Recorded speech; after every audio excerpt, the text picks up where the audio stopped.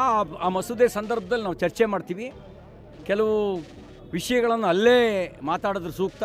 ಆ ಮಸೂದೆಯನ್ನು ವಿವರವಾಗಿ ಚರ್ಚಿಸ್ತೀವಿ. ಇವರ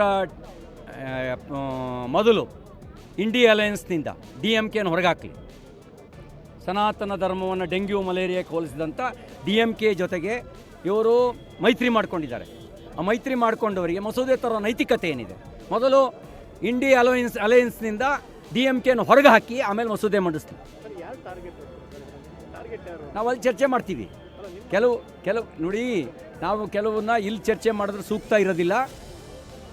ಆಧಾರ ಸಹಿತವಾಗಿ ನಾವಲ್ಲಿ ಚರ್ಚೆ ಮಾಡ್ತೀವಿ.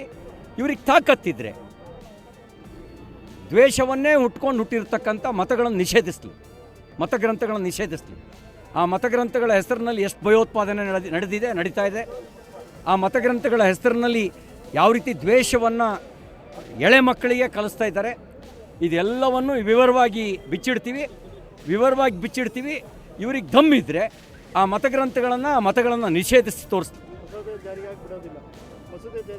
ಅಲ್ಲ, ನಿಮಗೇನಿಲ್ಲ, ಮಾಡಬೇಕಲ್ಲ, ಅನುಷ್ಠಾನ ಮಾಡಬೇಕಲ್ಲ. ಅದು ಆಧಾರ ಸಹಿತ ನಿರೂಪಿಸಿದ ಮೇಲೆ ಇವ್ರಿಗೆ ಅದನ್ನು ನಿಷೇಧ ಮಾಡಬೇಕಲ್ಲ.